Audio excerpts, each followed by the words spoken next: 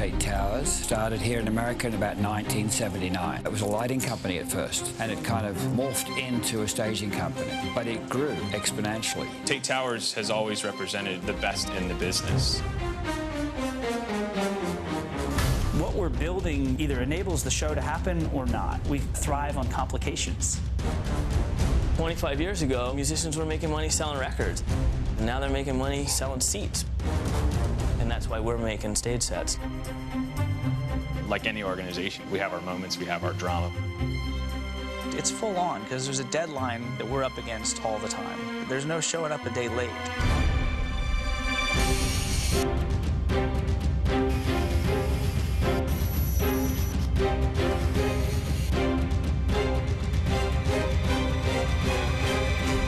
In this business, you're only as good as your last show.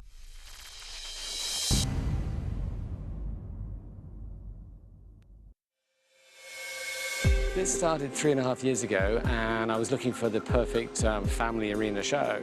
Top of my list was Batman. So I went to Burbank, met with Warner Brothers and DC Entertainment, and to my shock and horror, they said yes. So then the biggest challenge was to decide on how to present the show and what story to tell, because we were adamant that we wanted to tell a story.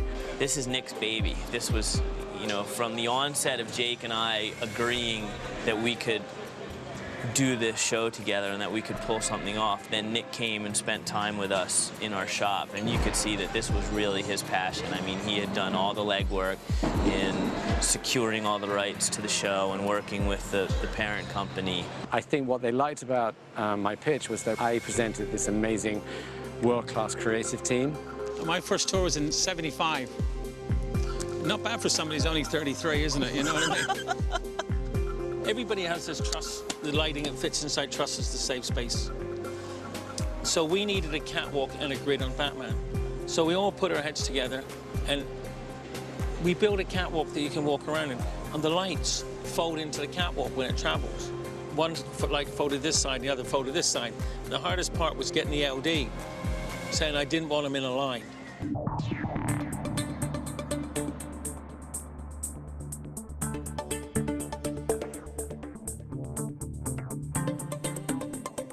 Which was a pretty long battle. But once he saw what we're doing, it changed. The Batman show is, I think we're all pretty proud of, very innovative. You know, for a kid's show, it's pretty spectacular. Audiences going into arenas are very sophisticated these days. I mean, all the rock groups have these amazing shows, so you can't go into an arena and not deliver the most spectacular show. So, and Jake, who I trust implicitly, he said there is only one company who can work with you on this, and that's Tait Towers, because it's got to be cutting edge. There's a lot of research and development, and he's absolutely correct. I mean, there is no other company in the world who could do what Tait Towers did for us. The next thing we did with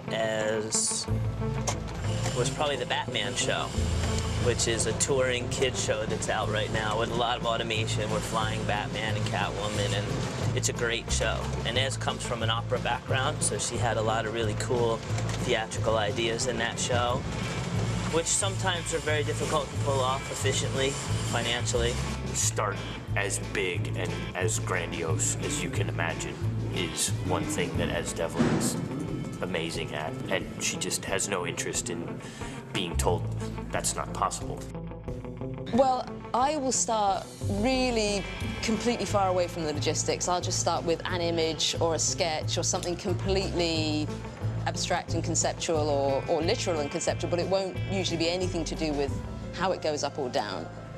You know, I'll just draw, for the Take That, I just drew a picture of a giant man like that and a little man like this, and then the little man came out to the middle of the stadium and stood up, and the giant man held the speakers and the IMAX screens and the whole set together. So that was the idea on a sketch. And then you hand that to people and go, excuse me, can you build that? You know? We don't like telling people that's not possible. We always just say anything's possible. It's just a matter of how much it's going to cost and how long it's going to take to put it together. There are always realities and limitations to what you're going to be able to do. There were two aspects to the show that were very important. One was making it tourable, and the other was satisfying the aesthetics, the visual aesthetics, and the actual design concept that she was going for. And they are two completely opposite animals. What we ended up doing in the end was taking things, kind of developing new ways of touring stuff. One of the things about working with Tait is that they are people who generally will be all about making it happen. You know, there are some people you work with who it's all going to be about how it's not going to happen. And then there's other people you work with who it's all going to be about somehow it will happen in some form. And that's just, for me, a fundamental, you know, dividing line between people of the world. And they will literally make use of the time difference. So if they need something in LA, but LA's already gone to sleep, they will order it in New York so it can travel while LA is asleep across the country. You know, they make use of all that stuff. And in the past, I would have tried to use a British company, because if we don't use our British companies, then we won't have them. Tait also have been studying, as you know, Tait technologies in Europe. And they're just so good that it's quite irresistible. You just tend to say, well, if I want something I know is going to turn up and be right and get that service, then go to Belgium. Batman's been around for such a long time. We didn't want to reinvent him. There's a graphic novel called Hush, illustrated by Jim Lee. This is the look of the show. It's like a 3D comic on stage coming to life. It's fast, visually exciting, very little dialogue, and every picture tells a story. And then Jim Lee, who's like a rock star in the comic world, he and his team helped us do all the drawings on the video wall, which was, you know, just an amazing experience.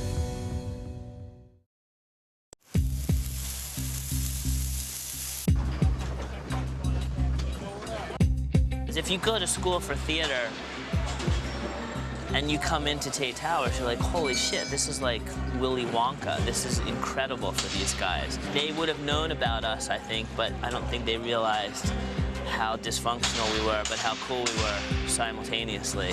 So Matt's kind of grown up with us now over the last 7 years, and we threw him right into the fire. Batman Live was a production that we actually started working on in 2010 when I was still based in the US office. When it was finally finished being fabricated and rehearsed, I believe it had gone into 2011. It's traveled all over Europe. It's gone to South America and done a leg in South America. And it just went through our Lidditz facility again for refurbishment before going to Vegas.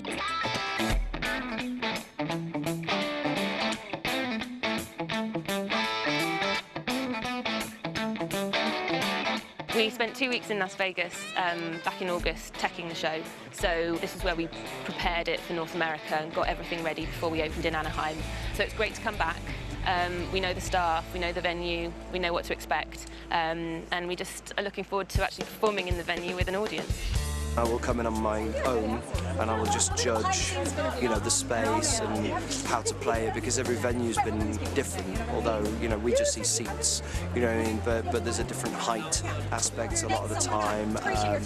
Perhaps some of the venues are lower in height, which means, you know, you can play the length of it more. Sometimes they're higher and you can't forget that, you know, there's people up there kind of thing. So it really has a logistical effect to what we're doing, and of course you almost have to re-choreograph what's happening, because, you know, it might be, you know, somebody gets into their body, the physical aspects of anything, you know, whether it's the fighting or the circus or the acting, you know, whatever it's going to be. And then we just try and adjust, and I may throw a couple of notes to people and just say, you know, in this bit maybe look higher or look longer, or, you know, open that shot out a little bit, or, you know, those kind of logistical things. Well, I've never worked in an arena before in this type of setting, because I think this is a unique operation. This is a cross between, this is a stage show, an acrobatic show. It's like a film.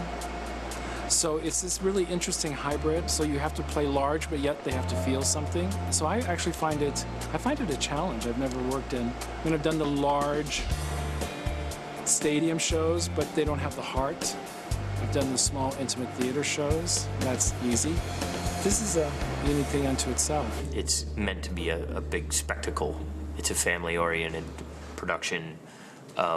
It's got a little bit of Cirque-esque elements to it, performers, acrobats. It's not a musical. It's not really a theatrical production per se. It's not a theater show because it's touring in an arena setting. So it was something that was pretty different, pretty unique. Figuring out how to cram as much stuff as they needed and as they envisioned into the amount of truck space that they had.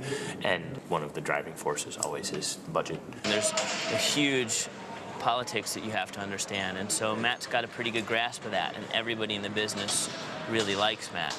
So when we opened up the office in Belgium with Frederick, Matt was getting a little sick of living in Lidditz. Imagine that. And so he thought it would be a good opportunity to go overseas and get out of his funk, and I think he's really digging it right now because he can drink so much beer in Bruges that he's now got a new hobby, right? His hobby used to be growing hair and riding a bicycle, and now it's drinking beer. I mean, he was probably drinking beer before anyway, but I think he's really thriving there. Work hard, you gotta play hard. I mean, we're in Europe. Yeah.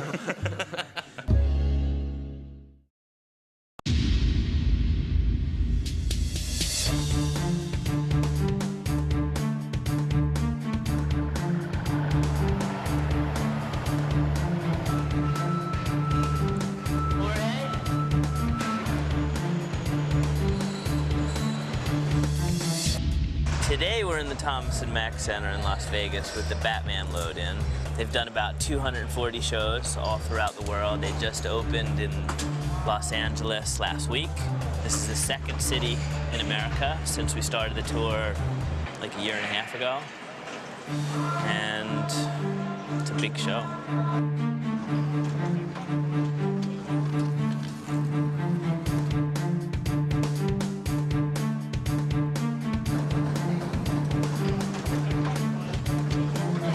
Las Vegas being one of the great cities for entertainment just has so much to offer. The competition here is great. Every hotel has a showroom or some type of themed show. There's 5 arenas within 2 miles of here, so it's very competitive, but we are exposed to every major act, every major new thing that's coming through, and the diversity we're able to provide for the residents of the city is great. And us being here in a neutral venue that's not attached to a hotel, we consider ourselves home of the family show.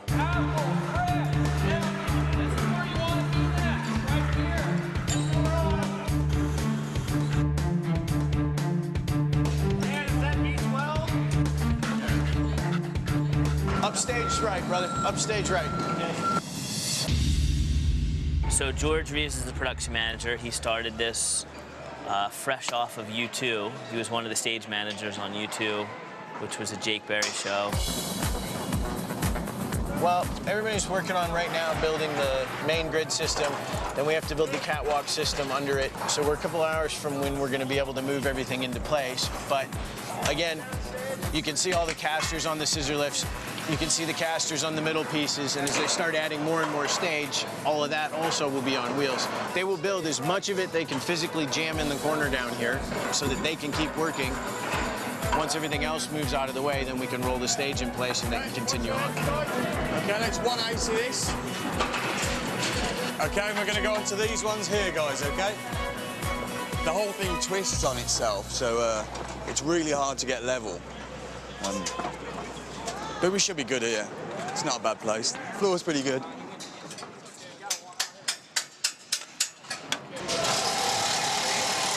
Love that impact wrench. What's that? Love the impact wrench.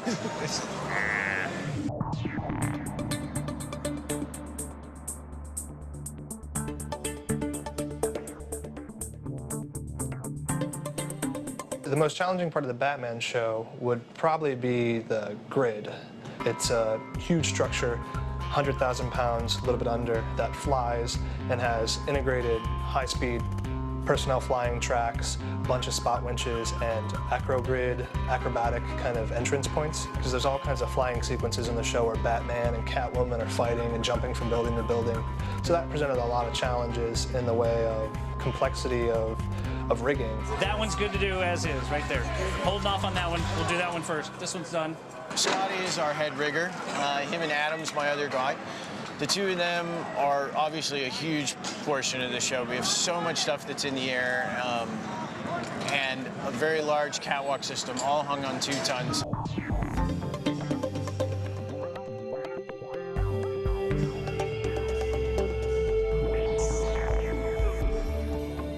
Those guys, their day is a little bit different than a lot of the shows that we normally do, because for us, until the grid system is off the ground, it's in the way of everything else. The local cats that we use, ground riggers and upriggers.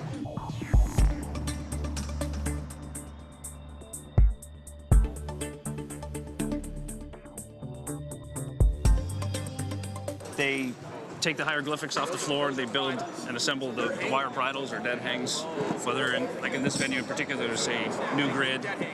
Some points go to the grid itself, and others go to the high steel, which is already pre-placed points that they have here. So as they climb along the beams, they're pulling up the points, and they're dialed in specifically to hit the actual locations that we need them specifically every day on the floor.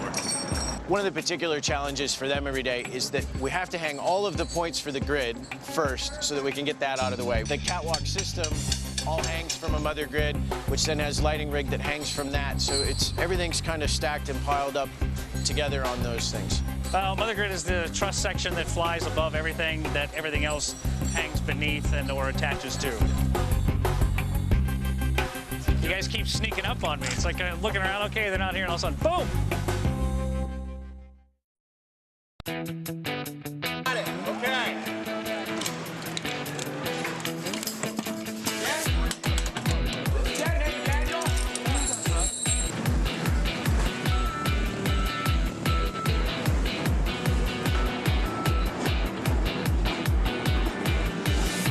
Scotty and Adam have all the rigging in place at this point. Everything's set and ready to go for that. Casey's unloaded, if not all of the trucks by now, pretty much everything. So now it's time to get down there and start putting everything together.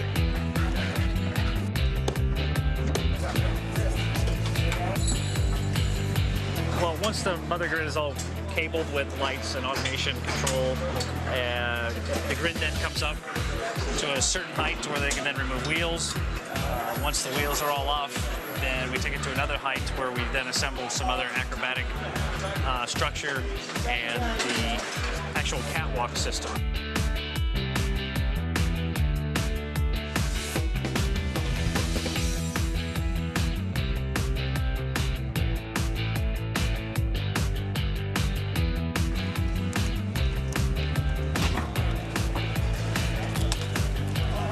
Once that is all done, checks are made that everything's pinned and the shackles are correct and everything's properly under tension and under load. And then after that, it then comes to this height that we're at now to where they do lamp flipping height.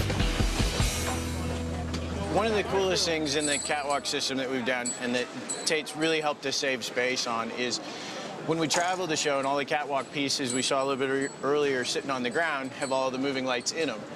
And they've come up with this sort of hinging and assistant system that we're using to deploy the lights. So rather than having to have a bunch of guys around to lift the lights out of the box, put the bracket on the truss, hang the light on the thing, get the cables already, everything's already wired. It's really simple. One guy can come along, flip the light out, and that's it. We're done. Lights are out and set up, and we do that about 150 times all around the catwalk. But everything's already plugged in, everything's ready to go.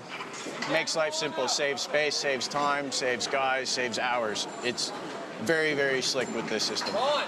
Once we're done with this, it'll go to another level, which we call Underworld, which is our last stop, which then gets all the other cabling and lights that are hung beneath the actual catwalk itself.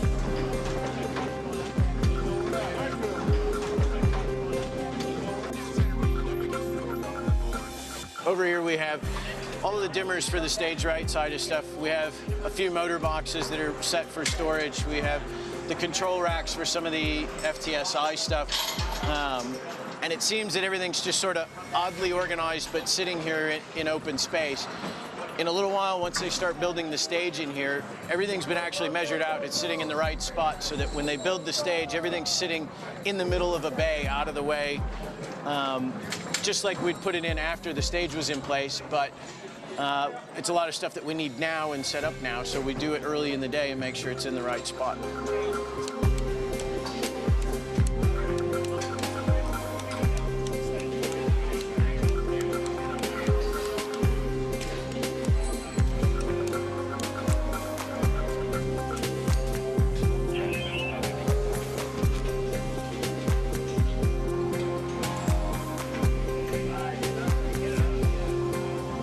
In a few minutes, we're going to see the grid and the catwalk system all go up to trim. The definition of trim means, hey, that lighting truss is at trim. It's at the proper height. That's what, it's the whatever distance it's supposed to be from the floor to that truss, or also that we've finished leveling it. As we said, some things when they do go up a little heavier, a little slower, when we take this long span of truss up in the air a little bit later on, the ends may sit a little bit higher than the middle of it because there's a bit more weight in the middle. They'll level it all out, make sure it's flat, and then the truss is trimmed. We have 32 hoists that'll move at once to raise it. When that's happening, there's a whole lot of motors moving all at the same time. And this is kind of a 140, 150 foot long structure with all the equipment and everything on it. It's a lot of stuff to be moving around at one time. So one of the things we do is we'll have one of our guys sitting on the upstage end, one guy sitting downstage, and one guy here in the middle. And basically they're spotters. The guy who's controlling everything is down here on the ground. It gets very hard to see all of those things. We also have people in specific spots around the stage in certain areas to keep an eye on things. Grid moving! If anything stops moving or anybody sees a problem, we can stop and fix it.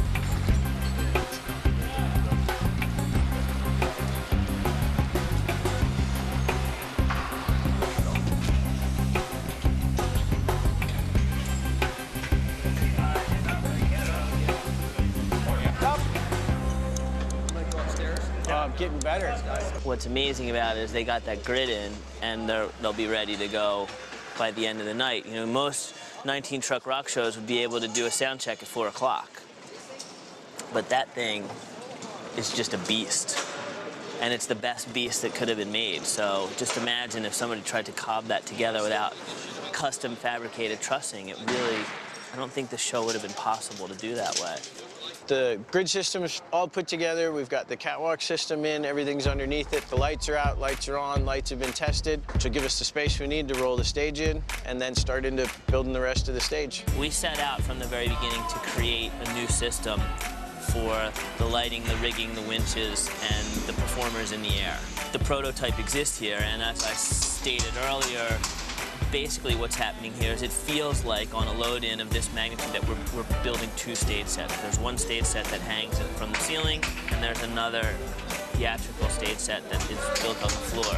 But what lives in the grid is a pretty serious piece of engineering, and it's very functional for what we're doing here. How's that fucking hammering doing? Good? You liking that?